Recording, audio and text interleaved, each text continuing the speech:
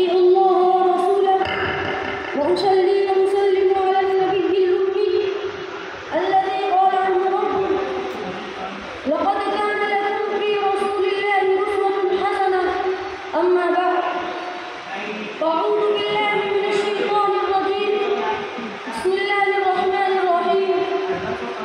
يا أيها الذين آمنوا أطيعوا الله وأطيعوا الرسول وأولي الأمر منكم فإن تنازعتم في شيء فردوه إلى الله والرسول إن كنتم تؤمنون بالله واليوم الآخر ذلك خير وأحسن تأويلا.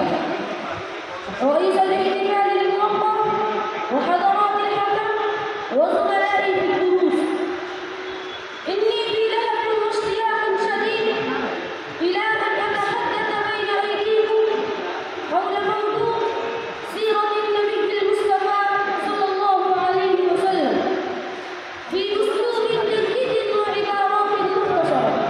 فالرجاء منكم جميعا أن تستمعوا إلى خطبتي. إخواني في الله، إن النبي محمدا صلى الله عليه وسلم ابتعثه الله القادر المقتدر إلى العالم بأسره لهدف أن يهدي الناس المغضوب عليهم والضالين من الطريق المستقيم ويهدي